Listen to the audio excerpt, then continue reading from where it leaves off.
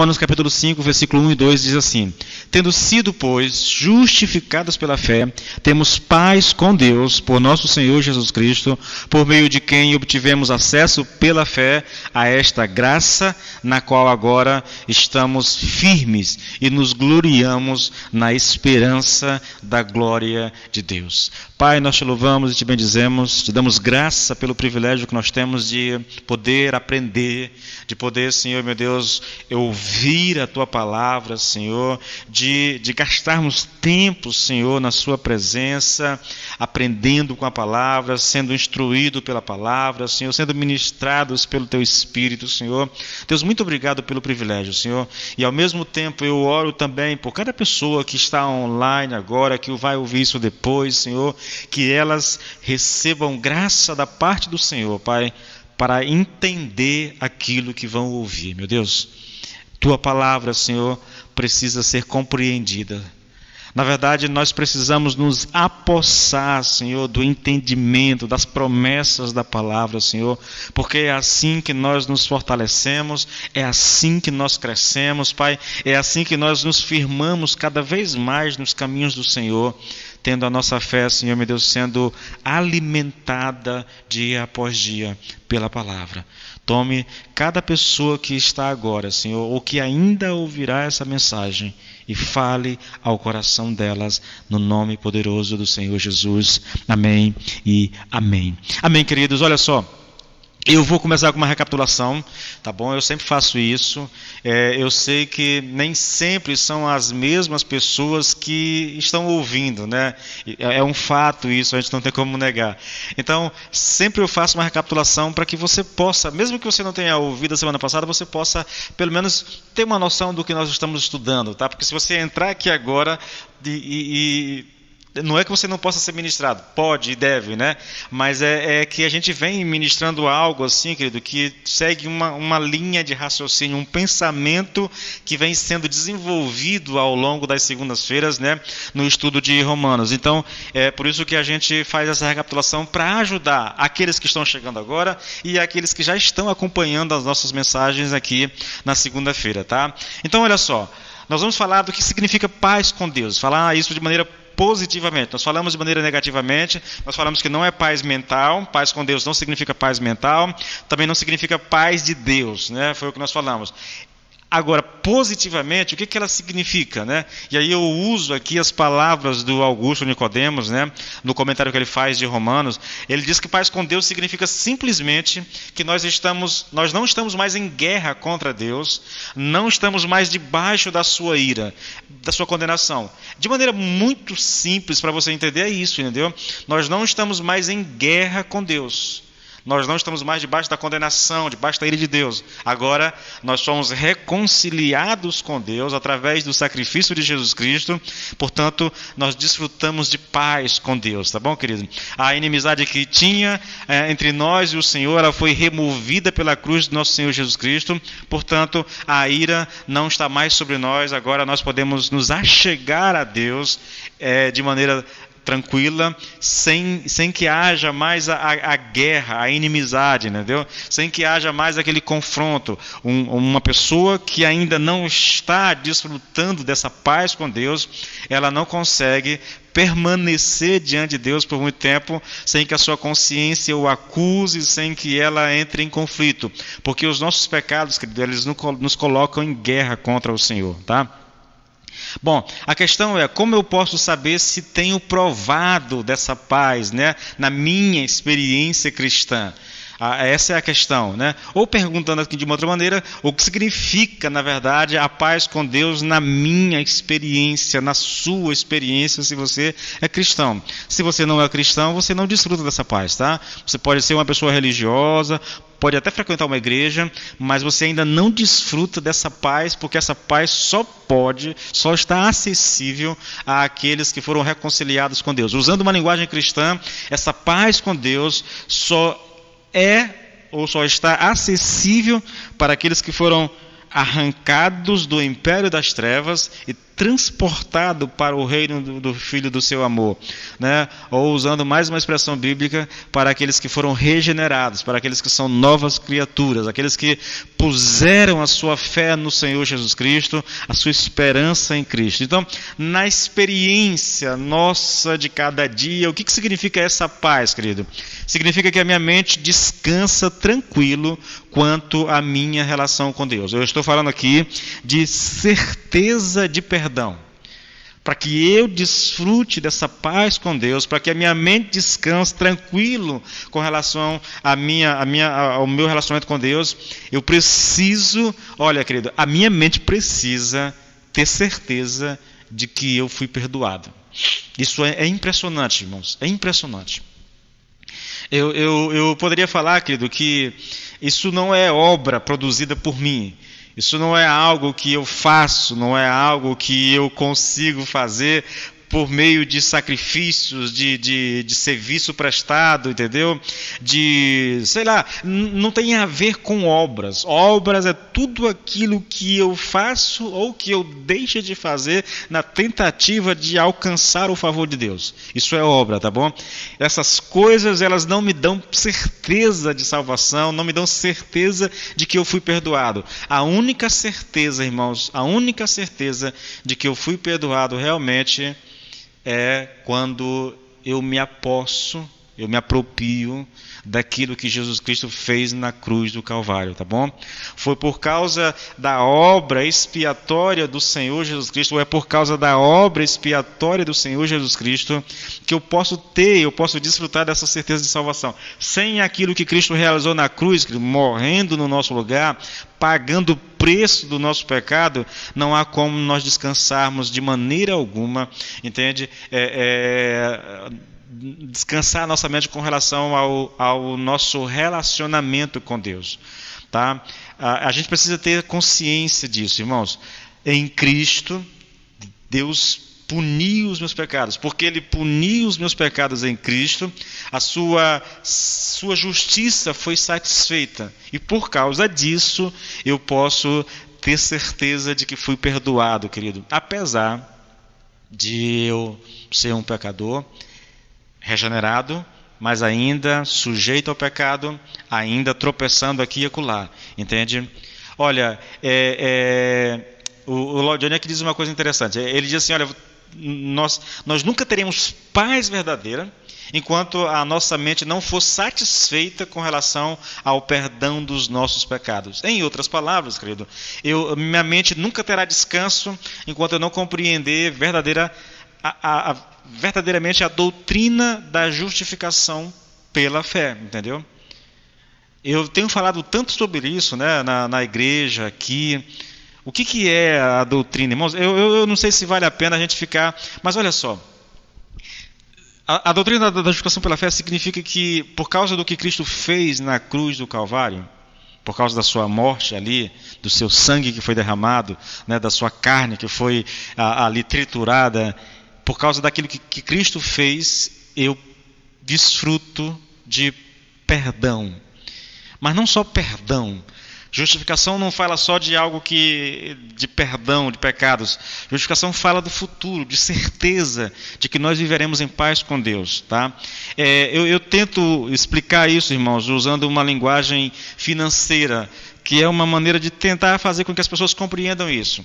Imagine que você tinha uma conta muito grande, enorme, e que você não dava conta de pagar. Por mais que você fizesse, trabalhasse, se sacrificasse, você não conseguiria pagar o débito que você tinha.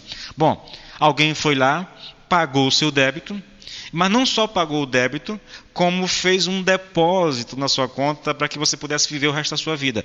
Eu costumo dizer que justificação é isso, irmãos. Ele perdoou os meus pecados, mas ele não fez só isso. Ao perdoar os meus pecados, Deus me verte com a justiça de Cristo. Então eu tenho agora provisão para o resto da minha vida. Usando um texto bíblico muito famoso, 2 Coríntios 2, 5, 21, né? Aquele que não conheceu o pecado, Deus o fez pecado no meu lugar. Isso significa que ele puniu os meus pecados em Cristo, tá bom? E depois que ele fez isso, ele me vestiu com a justiça de Cristo, né? Me fez justo aos seus olhos. Isso é justificação justificação pela fé, irmãos. Não tem a ver comigo, com aquilo que eu faço, não tem a ver com obras, não tem a ver com sacrifícios, não tem a ver com nada disso, tá bom? É só uma questão de que eu creio realmente em Cristo, naquilo que Ele fez, a minha esperança está nele, a minha confiança está nele, eu não ponho confiança em mim, eu não ponho confiança naquilo que eu faço, naquilo que eu penso, em nada em mim. A minha confiança toda está colocada em Jesus Cristo. Eu serei um eterno dependente daquilo que Ele fez, tá bom?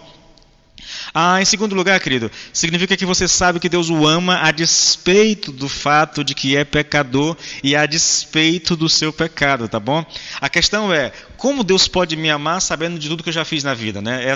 Eu costumo colocar aqui, eu já tratei disso aqui na igreja, que isso aqui é uma forma de tratar dos nossos pecados passados, vamos colocar dessa forma, entendeu? Imagine, no meu caso, né, é triste, imagine tudo que você já fez de errado na vida, todos os pecados que você já cometeu na vida, né, as grosserias que você já fez na vida, e agora você diz que Deus te ama, mas como é que Ele pode me amar na verdade, né? Essa é uma questão, querido, que a gente não tem explicação.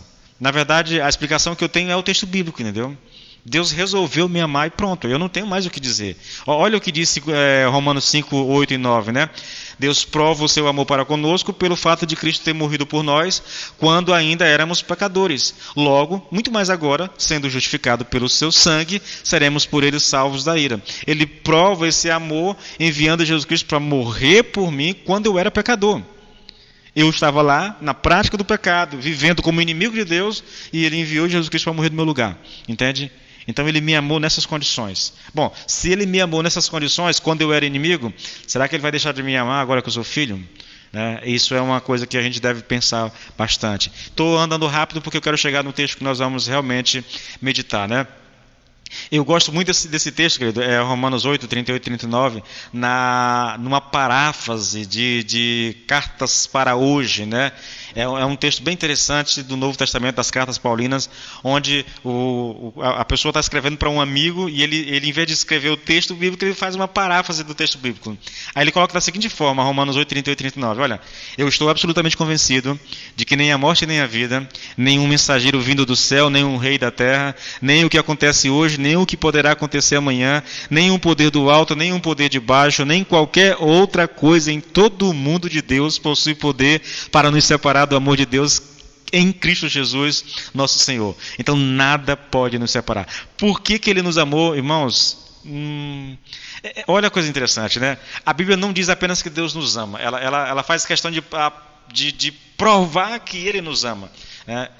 Tá aqui os textos que eu li para você, né? E essa prova do amor de Deus, irmãos, é Jesus Cristo, né? Se você perguntar mais uma vez, pastor, por que Ele nos ama? Eu vou dizer, irmãos, é um mistério. É um mistério, né, que a mente humana não consegue... Eu não tenho respostas para você. Eu me satisfaço muito, irmãos, tem alguns textos, mas tem um que quando eu pergunto assim, né, por que Ele me amou, por exemplo, eu não sei responder, eu não sei dizer... A única resposta que eu tenho é ele escolheu me amar, entendeu? Ele escolheu me amar. Só isso. Eu não tenho como dar explicação porque não havia nada em mim que fizesse com que Deus me amasse. Antes de conhecer Cristo, na verdade eu diria até que nem depois de conhecer Cristo, se fosse depender do que eu faço para Deus me amar, eu estava perdido, irmãos, entendeu? Estava perdido. Mas há um texto que eu gosto muito, querido, quando eu penso nessa questão do amor de Deus. Efésios 1, 3 e 4. Olha, louvado seja Deus e Pai de nosso Senhor Jesus Cristo, pois nos deu, mediante Cristo, todas as vantagens espirituais como cidadão dos céus. Agora presta atenção, pois reflitam no que Ele fez, no que Deus fez, né? Antes da fundação do mundo, nos escolheu para sermos em Cristo seus filhos, santos e sem culpa perante seus olhos. Isso aqui tá bom demais. Ele me escolheu, irmãos. Se você pertence a Cristo, Ele te escolheu. Antes da fundação do mundo. Você nem tinha nascido, seu pai não tinha nascido, seus avós não tinham nascido. E pode puxar aí a sua árvore genealógica, porque não havia ninguém nela, e o Senhor já tinha escolhido te amar, entendeu? Então Ele fez isso, irmãos. Por quê? Porque Ele quis. Não depende de nós. Tá? Terceira resposta, irmão, o que significa essa paz com Deus na nossa experiência? Significa que você pode responder às acusações da sua própria consciência. E aqui um exemplo para você, olha, imagine que você cometa um pecado terrível, grosseiro. Isso afetou outras pessoas, trouxe sofrimento e tristeza a pessoas que você ama. Você fez. Agora vem a sua atitude depois do pecado. Você já se arrependeu, já confessou o pecado, já pediu perdão a Deus, mas sua consciência continua martelando sempre a mesma coisa. Será que eu sou realmente um cristão? Será que Deus realmente me perdoou? Será que Ele continua me amando ou vai continuar me amando? Lembra lá da questão da certeza de salvação, de perdão? Irmão, se eu não tiver certeza de salvação, eu não posso desfrutar de paz com Deus. Entende? A ideia nossa, a ideia de Paulo, a ideia bíblica é que uma vez que você foi salvo, uma vez que Cristo morreu por você na cruz, uma vez que Deus puniu os teus pecados em Jesus Cristo, e depois que Ele fez isso, Ele te vestiu com a justiça de Cristo, agora você é amigo de Deus. Agora você não é mais inimigo, você foi reconciliado. As pazes foram feitas por meio do Senhor Jesus Cristo, entendeu? A relação de inimizade foi rompida, foi quebrada. Agora eu posso responder às acusações. Veja, querido, eu quero que você entenda uma coisa, irmãos. Por favor, entenda uma coisa. É importante, querido, que a gente saiba de uma coisa. O pecado vai nos incomodar, sim. A questão aqui, irmãos, a questão aqui não é isso. Se você pecou e não sente nada, isso não te incomoda nem um pouco, irmãos, isso é uma situação um pouco perigosa, entende? Eu fui falando aqui e me veio alguns pensamentos à mente, entende? Me permita, isso aqui é recapitulação, mas deixa eu colocar algo aqui que eu ainda não tinha colocado. Eu percebo, queridos, e percebo pela minha própria vida, eu não estou falando agora de vocês, eu falo de mim, que nós corremos um risco muito grande na caminhada cristã de nos habituar com as coisas de Deus. Pode parecer absurdo, mas é verdade. Nós nos habituamos. Nós nos conformamos com a vida que a gente vai vivendo. A gente sabe do perdão de Deus. Se confessarmos nossos pecados, Deus é fiel, né, para nos perdoar e purificar, tal. A gente sabe disso. E por causa desse conformismo religioso, querido, que nós vivemos muitas vezes, sem uma intensa comunhão com Deus, sem uma intensa exposição à palavra de Deus, às vezes a gente pega, querido, e nem sequer pede perdão para Deus. O que nós temos aqui é um caso um caso interessante. É eu saber responder às acusações da minha consciência. A ideia é que, por causa daquilo que Cristo fez, eu posso responder às acusações da minha consciência, porque ela vai me acusar. E é normal que ela me acuse, querido, entende? É normal, na verdade. A questão minha, né, e que me ocorreu agora, é que muitas vezes a gente peca e não se importa mais com isso. E eu quero que você entenda uma coisa, eu não estou nem ministrando para você, agora eu estou ministrando para mim mesmo, entendeu? Para mim mesmo. Nos habituamos, irmãos. Nos habituamos à igreja, nos habituamos a um linguajar cristão, nos habituamos a ouvir música cristãs, nos habituamos, às vezes, com uma leitura superficial da Bíblia, com um tempinho de oração. Nos achamos numa posição em que parece que o nosso pecado ele já não tem mais nenhum efeito, sabe? Se os outros pecarem, eles estão condenados. Mas se eu pecar, está tudo bem, eu sou de Deus. Eu já fui perdoado. Isso é verdade, irmão, já fui perdoado. Mas o pecado, ele deve causar dor no nosso coração. É uma necessidade, querido. É uma prova de que nós estamos vivos espiritualmente. Porque, irmãos, se nós pecamos e não nos damos conta disso, nem sequer pedimos perdão para Deus, isso pode revelar uma insensibilidade no nosso coração. Eu sei que eu mudei um pouco o foco aqui, mas é porque eu estava falando sobre isso e me ocorreu um pensamento, querido, que a gente fica quase que gela aqui, né, Deus? Meu Deus do céu. É o pecado. O pecado causa dor ao coração de Deus. O pecado entristece o coração de Deus. O Senhor vai nos disciplinar se a gente não largar, se não abandonar o pecado. Então a gente precisa... Eu sei que eu estou falando de outra coisa aqui, mas é porque isso... Deixa eu perguntar para você. Hoje, durante o dia, você cometeu algum pecado? Se cometeu, já parou para ir diante de Deus e pedir perdão? Pense sobre isso, tá bom, querido?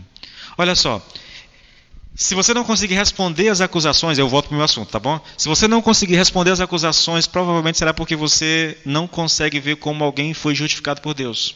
Ou se ver como alguém que foi justificado por Deus. Não estou dizendo que tal pecado não cause dor ou sofrimento à nossa consciência. Na verdade, isso é necessário, irmãos. O problema é a permanência dessa situação.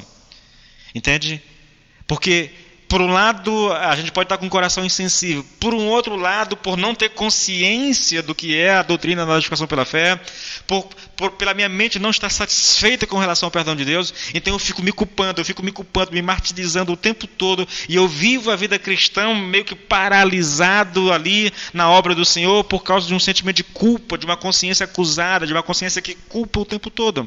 E agora, o drama, irmãos, é que não só a consciência, vou já falar dessa questão aqui do pecado, entendeu? Olha só, paz com Deus, na experiência, significa que você pode também responder às acusações do diabo. Porque, olha, irmãos, eu tenho aqui, por um lado, a acusação da minha própria mente, mas eu tenho, por um outro lado, a acusação maligna. Ah, meu irmão, e aí eu vou lhe dizer uma coisa. O diabo, ele é apresentado na Bíblia como o acusador dos nossos irmãos. O papel dele é acusar, irmãos. O papel dele é apontar o erro. E quando eu digo diabo, eu faço aqui uma ressalva que eu fiz na igreja na quarta-feira passada, entendeu? Não estou falando que é o diabo em pessoa que vai te acusar. Ele vai enviar lá um mensageiro dele lá, um subordinado, entendeu? Não é o diabo, o Satanás, que vai vir te acusar. Então, haverá sim, da parte do diabo, uma ação maligna para nos acusar. Você está aqui de boa com Deus, na sua relação com Deus, de repente se lembrou de um pecado que tem 30 anos que você cometeu. E aquele pecado começa a te causar um mal-estar. Eu quero que você saiba, querido, isso provavelmente é uma seta maligna te acusando. E se você não conseguir responder isso à altura, é porque você não tem consciência ainda, você não tem certeza de perdão, você ainda nem conhece direito a doutrina da justificação pela fé, tá bom? Porque se vem a acusação, é necessário que nós saibamos como usar, querido, aquilo que Cristo fez por nós na cruz do Calvário e com isso silenciar o diabo, entendeu? É importante, irmãos. Sabe aquela coisa? Você fez alguma coisa, errou, sei lá, tratou mal alguém, eu não sei, o que você fez de errado? O diabo vem e diz assim, você disse que é filho de Deus, mas olha para a tua vida, olha o que você fez, olha o que você disse, né? Será que um filho de Deus faria realmente isso que você fez? Né? Começa aquela acusação, lembra daquele dia, de quando você fez isso, olha, de quando você pensou aquilo, e isso vem para tirar a paz do coração de um cristão, irmãos, ação maligna mesmo. Nós silenciamos o diabo, irmãos, com aquilo que o nosso Senhor Jesus Cristo fez na cruz do Calvário. Mais uma vez eu cito para vocês 2 Coríntios 5:21, aquele que não conheceu o pecado, Deus o fez pecado por nós, para que nele, em Cristo, fôssemos feitos justiça de Deus. Eu vou tentar colocar esse texto mais uma vez, para que você entenda o que Paulo está dizendo aqui. Nós estamos falando aqui da justiça de Cristo que é colocada sobre nós. A nossa justiça, deixa eu te dar uma noção do que é a nossa justiça. Vou fazer um paralelo aqui entre a nossa justiça e a justiça de Deus, tá bom? Isaías capítulo 64, versículo 6, diz que a nossa justiça, os nossos melhores atos de justiça, eles não passam de trapos de imundícia. Trapos de imundícia, lá na época de Isaías, era o pano que a mulher usava para conter o sangue da menstruação. menstruação. Ela colocava aquele pano, quando o pano estava cheio, ela tirava e jogava aquilo fora lá. Aquilo jogado fora, no lixo, cheio de mosca, aquilo é a nossa justiça.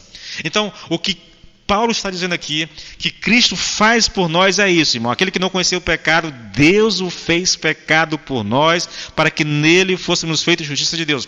Então a ideia é, nós chegamos a Cristo com os nossos trapos de imundícia, a nossa justiça.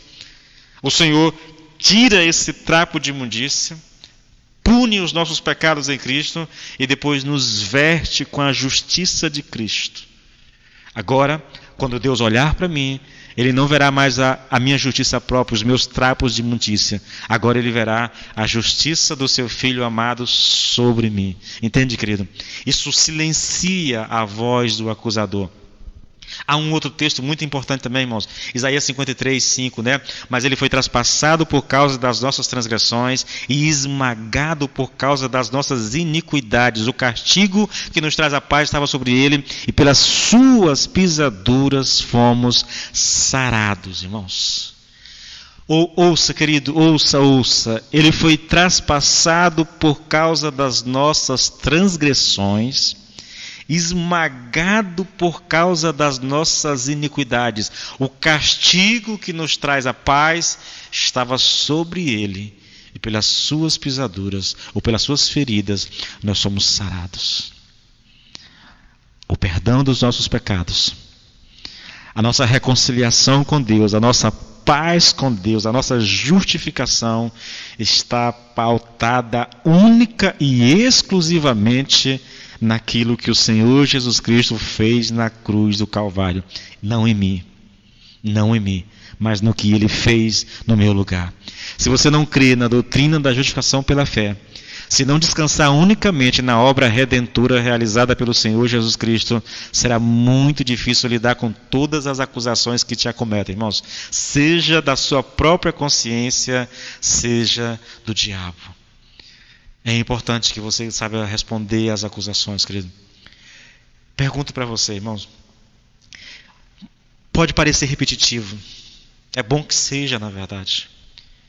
A gente precisa entender uma coisa, querido. Quanto mais eu ouço uma verdade, mais possibilidade eu tenho de que essa verdade ganhe vida dentro de mim.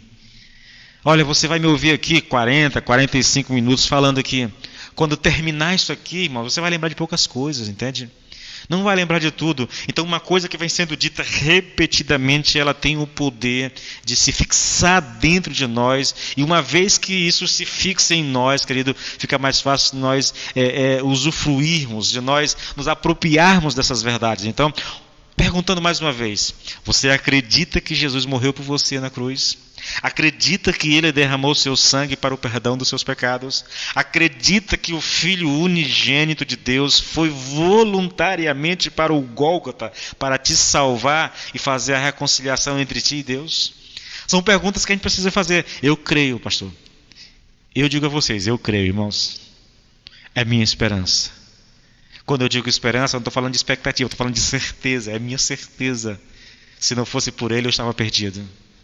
Se Ele não tivesse ido para a cruz, eu estaria perdido. Não haveria esperança para mim. Minhas obras não seriam suficientes de maneira alguma para me salvar. Jamais seria reconciliado com Deus. Jamais teria a possibilidade de me relacionar com Deus, querido. Mas porque Ele fez, porque Ele foi para a cruz, agora eu posso me relacionar com Deus. Entende? A questão é, irmãos, se você não acreditar em tudo isso, irmãos, apesar do que está sentindo momentaneamente, então o diabo será... Se você acreditar, apesar do que está sentindo, o diabo será mantido em silêncio e você em paz. A verdade bíblica, querido, ela deveria ser trazida à tona mais vezes. Quer um conselho? É bom você, na hora da oração, orar um pouco a Bíblia. Hoje eu estava lendo a Bíblia, né? Comecei novamente a leitura bíblica. E eu estava passando hoje pelo texto onde Abraão manda o seu servo ir lá na terra na terra natal de Abraão, atrás de uma esposa para Isaac. E eu não sei o que aconteceu, querido. Eu não sei. Eu fui tomado por uma emoção, eu não sei explicar, se você me perguntar assim, eu não vou dizer, eu não sei o que aconteceu.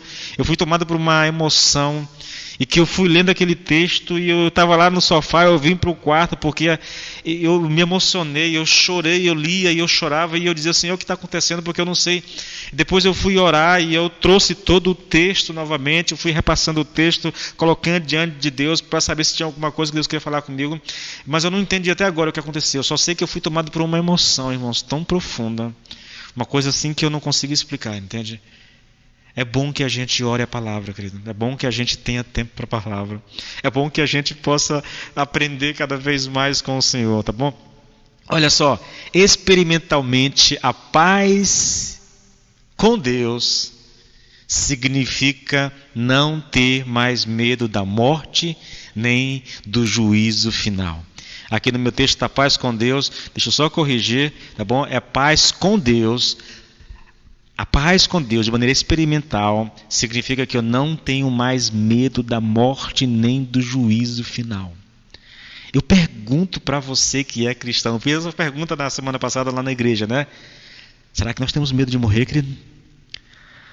Eu sei que enquanto nós estamos bem de saúde, eu posso bradar. Eu não tenho medo de morrer, pastor. Eu estou tranquilo, minha relação com Deus está bem. Deus, Jesus Cristo morreu no meu lugar, eu fui salvo e tudo mais. A gente usa um discurso assim meio que cristão, né? Um linguajar cristão. Tá, mas na hora da dor, irmãos, na hora do desespero, eu contei algumas experiências que eu já tive frente a frente com a morte, entende? E quando você está frente a frente com a morte, será que a gente tem tanta certeza assim? É para ter, entendeu? É para ter. Olha um texto muito bacana.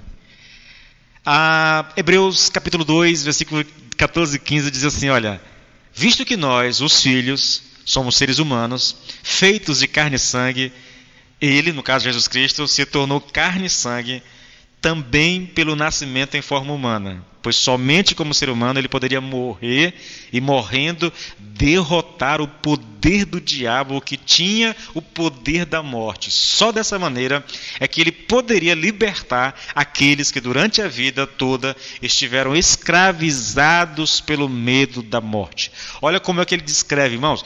Uma pessoa que não conhece a Cristo é escravizado pelo poder da morte. Há um medo, há um pavor de morrer, irmãos.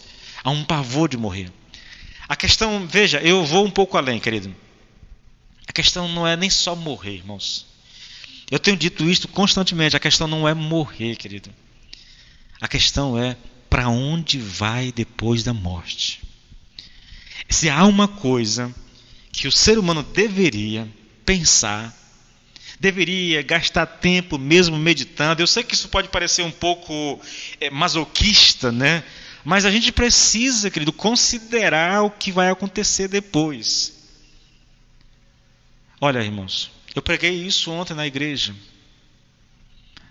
Vivemos a vida como se tudo se resumisse a isso aqui. As nossas prioridades estão aqui.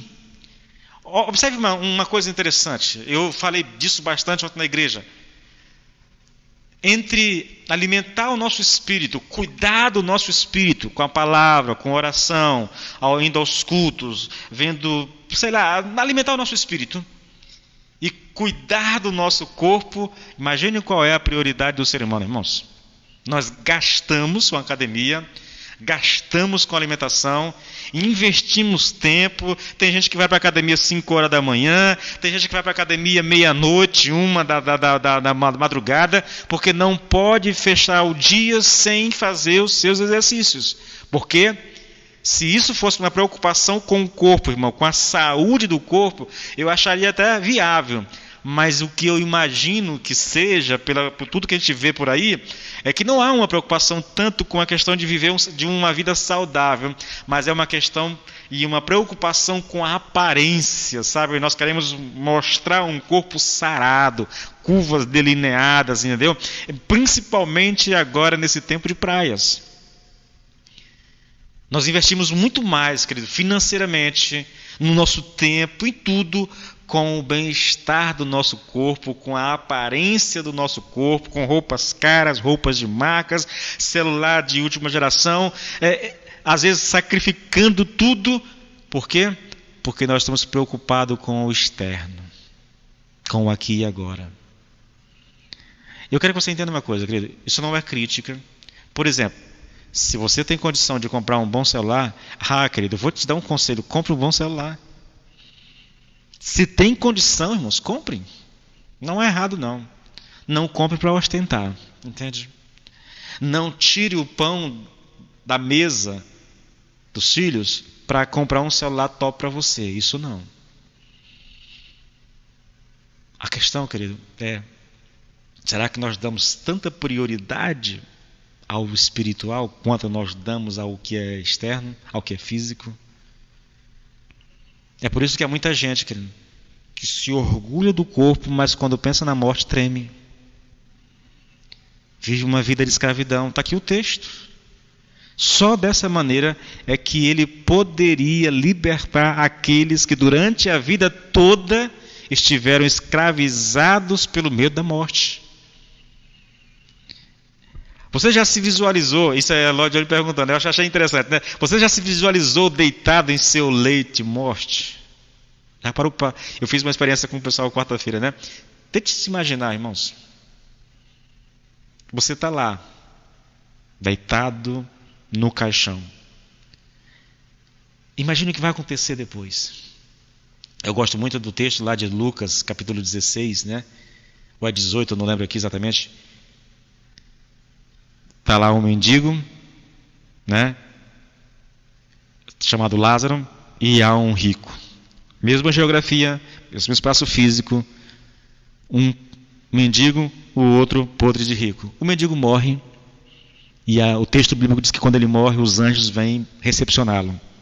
O outro morre, e aí quando ele se dá conta, ele está no inferno. Queridos, eu quero dizer algo a vocês. Toda a razão do meu ministério, a razão de eu estar aqui agora com vocês, é porque eu sei dessa realidade, eu creio nessa realidade. Acredito que a vida nessa terra é apenas uma preparação para outra. E como você vai viver a outra vida, isso vai depender daquilo que está sendo vivido aqui agora. Se você vive como se não existisse amanhã, se você vive como se não existisse eternidade, provavelmente, querido, você vai viver uma eternidade de sofrimento. Porque não há tempo para pensar nisso. Tudo o que nós vivemos e fazemos é para o agora. É pensando no agora. Eu vou andar um pouquinho, irmãos. Eu estou fugindo um pouco Estou meio perdido aqui, porque estou querendo ir para um caminho que não é o que eu estou ministrando, tá bom? E aí eu vou e volto o tempo todo. Então vamos lá. Olha só. Paz com Deus de maneira experimental significa, ouça, que minha mente descansa tranquilo quanto à minha relação com Deus. Que você sabe que Deus o ama a despeito do fato de que é pecador e a despeito do seu pecado. Que você pode responder às acusações da sua própria consciência. Que você pode também responder às acusações do diabo. Que não tem mais medo da morte nem do juízo final, mesmo quando cai em pecado. Eu posso desfrutar de tudo isso, mesmo tendo caído em pecado. Pastor, que negócio é esse, pastor? Olha, queridos, esse é um ensino bíblico. A questão aqui, irmãos, que nós temos diante de nós é a seguinte. Se você acredita que um só pecado pode pôr um homem fora da sua comunhão com Deus, isso significa que você nunca viu claramente que até então estivera em autêntica comunhão com Deus. Consegue perceber isso? Você ainda não se deu. Se você acredita que um pecado pode tirar o homem da sua relação com Deus, então você ainda não percebeu ainda que de fato esteve em comunhão com Deus. Você nunca percebeu claramente que esta comunhão não era por algo que havia em você, mas graças ao Senhor Jesus Cristo e a sua obra perfeita. Deixa eu te mostrar como é que isso funciona, querido. Quando alguém diz assim, olha, porque pequei, eu perdi a minha salvação, o que ele realmente está dizendo, por outro lado, é o seguinte, eu a tinha porque era bom. Uma boa maneira de testar isso, irmãos, olha, as obras, elas são o calcanhar de Aquiles de todos os cristãos. Sabe como você prova isso? É simples isso, olha. Eu gosto de citar o exemplo também, né? Quando a gente está bem espiritualmente, você está orando, todos os dias tem um tempo de oração, você está lendo a Bíblia, você está indo à igreja, você é um dizimista fiel, você tem investido nos amigos, orando por eles, chamando para a igreja, pregando o evangelho a eles, entendeu? Você está ali, está envolvido em algum ministério, está liderando uma célula, está tocando no louvor, está vivendo a vida cristã. Enquanto você está fazendo isso, irmãos, a tendência nossa é achar, está tudo bem comigo, olha, eu sou salvo, Deus me amou, não porque a gente é assim, sabe aquela falsa humildade? Eu sei que Deus me ama, não por causa do que eu faço, mas é por causa de Cristo, aquela coisa toda, e você está ali vivendo a vida cristã. Geralmente, quem está vivendo dessa forma, tem uma mania estranha de olhar para o outro que não está vivendo que nem ele, e começar a pensar, esse camarada não está tão bem assim não, olha que ele não está orando, ele não tá... Aí a gente começa a julgar a pessoa que não está vivendo como eu estou vivendo. Tá, enquanto eu estou vivendo assim, está tudo bem comigo e Deus, eu estou tranquilo. Se eu perguntar para você, se você morrer hoje, você vai para o céu, você vai dizer, pastor, com certeza eu vou para o céu, tal. Mas aí de repente o tempo passa, a crise bate na sua porta, de repente você deixou de orar, a Bíblia já não faz tanto sentido, você já não gosta tanto, para ir aos cultos, aquela dificuldade, sabe, um cansaço, você começa a justificar o não ir à igreja, de repente... Aí se eu perguntar para você agora, você vai dizer assim, pastor, eu não sei, pastor, minha vida não está bem, eu não sei, acho que se eu fosse hoje, talvez eu não iria para o céu não, pastor. O que você está ensinando com isso aí? Insinuando, dizendo claramente, na verdade, é que a tua salvação depende das tuas obras. Irmãos, isso é impressionante. As obras são o nosso calcanhar de Aquiles, querido. Impressionante. Irmãos, novamente, se você é alguém que diz assim, porque pequei, eu perdi a salvação, o que você está realmente querendo dizer é, eu só tinha salvação porque eu era bom, porque eu estava fazendo as coisas para Deus, entende? Agora que eu não estou mais fazendo, eu perdi a minha salvação. Então, querido, é importante, olha, quer entender isso? Ouça o que eu vou dizer.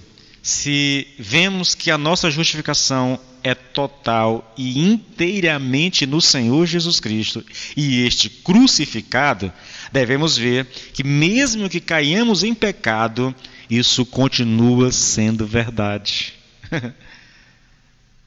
Nossa salvação é em Cristo, não em nós. É por causa das obras dele e não as nossas, entende? Então, mesmo que eu tenha caído em pecado, isso não mudou, irmãos. Continua sendo obra de Jesus e não minha, tá? Olha um texto, mais uma paráfrase aqui, né, da Cartas para Filipos. Olha só, Cartas para hoje, na verdade. Olha só.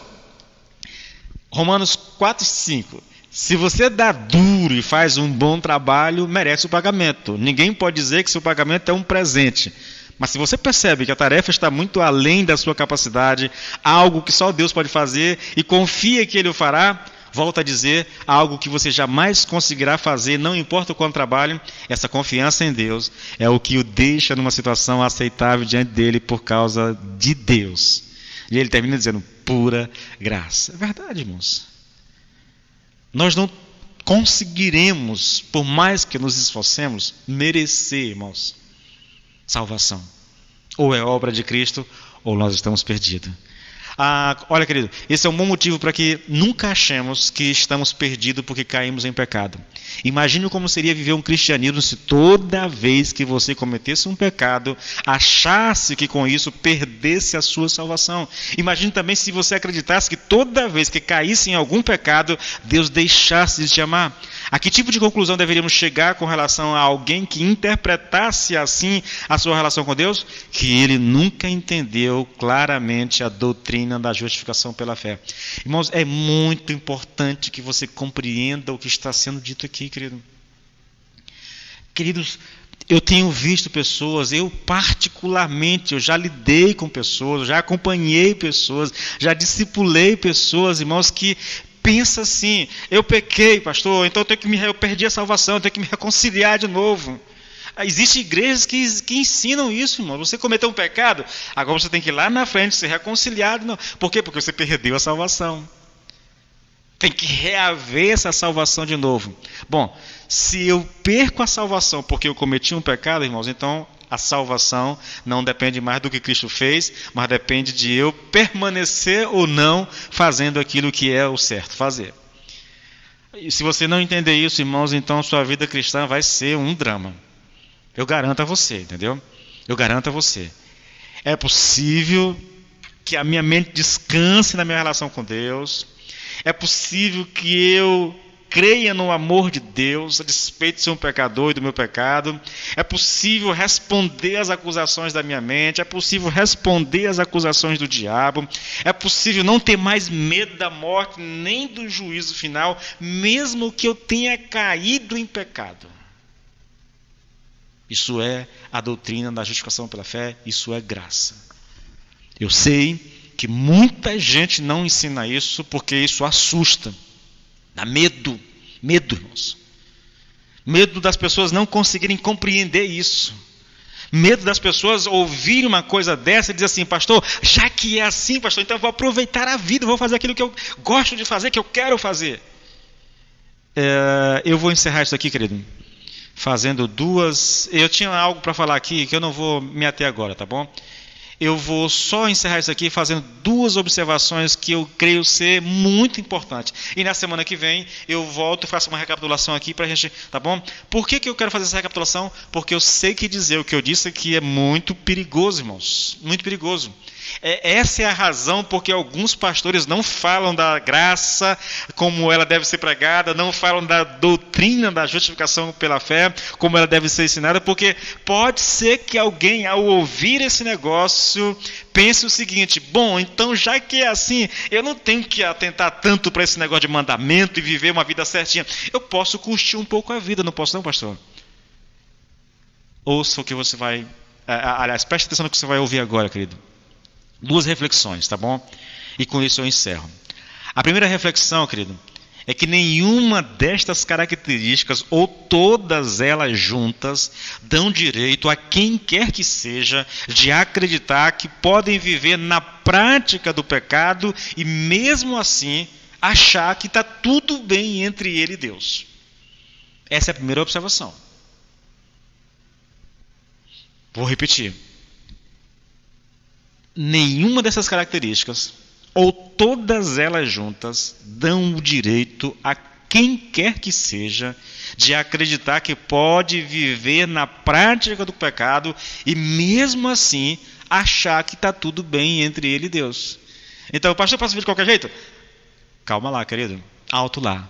Não é assim que funciona a vida cristã. Na verdade, querido, tal pensamento seria uma negação de tudo que foi dito em nossas ministrações a respeito de Romano.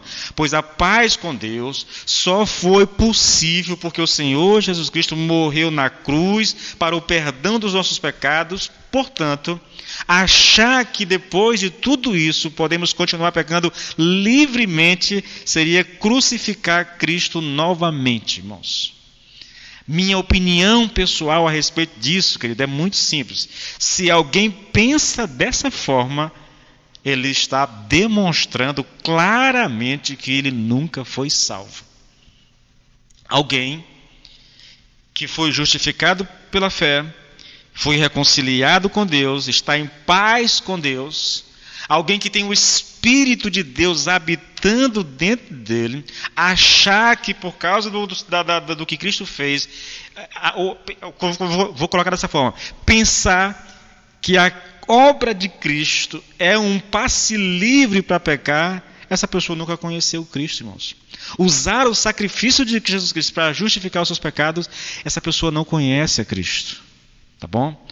Agora, a outra reflexão, a segunda, querido, diz respeito ao medo de não estar desfrutando da paz com Deus por causa das dúvidas que temos quanto à nossa salvação ao longo da nossa caminhada com Deus.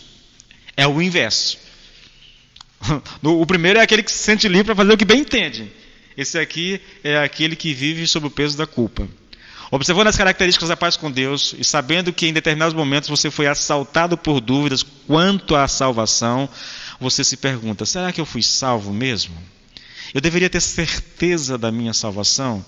E a resposta, irmãos, mas de maneira bem enfática, sim. pois todo cristão deveria ter certeza de salvação. Mas certeza plena, absoluta, sem nunca questionar nada, aí não, irmãos.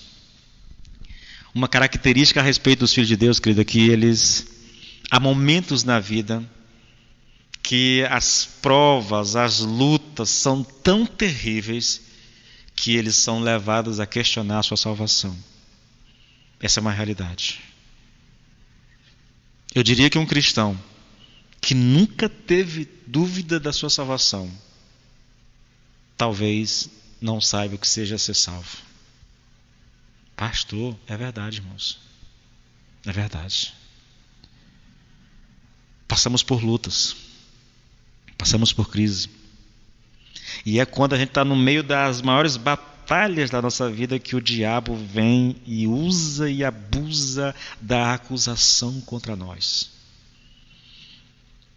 E por estarmos fragilizados pelas batalhas, às vezes nós damos ouvidos. E nós questionamos a nossa salvação. Eu vou dizer a você, se isso é algo que é uma exceção na sua vida, questionar a sua salvação, eu diria a você que esse questionamento, que acontece assim, dessa maneira, ele é mais prova de salvação do que prova de não salvação. Entende? O que não é normal é você nunca ter certeza de salvação. Isso não é normal. Se você conhece a Deus, se você foi salvo, irmãos, isso não é normal, irmãos. Isso é algo antibíblico, entendeu? Agora, se você é alguém que uma vez ou outra, no meio de uma grande crise, questiona a sua salvação, esse questionamento ele pode ser usado como prova da sua própria salvação. Entende? Eu oro, irmãos, para que a gente consiga viver uma vida cristã, que a gente consiga desfrutar, querido, de paz com Deus e, consequentemente, da paz de Deus. Mas é necessário, irmãos, eu quero fazer um último apelo, irmãos. É necessário que nós tenhamos disposição para alimentar o nosso espírito com a palavra de Deus. Irmãos, eu não falo isso da boca para fora. Eu não falo isso, querido, porque eu acho bonito, eu acho óbvio. Irmãos, essa é uma realidade que eu vivo há mais de 20 anos. É raro, muito raro, um dia em que eu não alimente o meu espírito com a palavra de Deus. Eu tenho um hábito de ler quase de 8 a 10 capítulos da Bíblia todos os dias, irmãos. De manhã e de noite. De manhã e de noite. Eu não falo isso para me exaltar, irmãos. Eu falo isso porque eu quero que você entenda. É fundamental para a nossa vida, para o nosso crescimento, para a nossa relação com Deus. É fundamental, irmãos, para o nosso fortalecimento. Esse tempo gasto nos alimentando da palavra de Deus todos os dias. Também por meio da oração, também por meio da congregação, entendeu? Nós precisamos disso todos os dias das nossas vidas. Amém? Vamos orar. Pai, te louvamos, te bendizemos, te damos graça por esse tempo, Senhor. Muito obrigado. Muito obrigado mesmo, Senhor, pela tua palavra, Senhor, meu Deus. Muito obrigado por essas verdades, Pai, que são colocadas diante dos nossos olhos, Pai. Que o Senhor nos ajude a vivê-las. Que o Senhor nos ajude a colocá-las em prática. Que o teu Espírito nos fortaleça dia a dia. Que haja em nós fome e sede da tua palavra. No nome do Senhor Jesus Cristo, Pai. E que haja em nós uma determinação, Senhor, de nos alimentarmos da palavra todos os dias das nossas vidas. Em nome do Senhor Jesus. Amém e amém. Deixa eu fazer um pedido para você,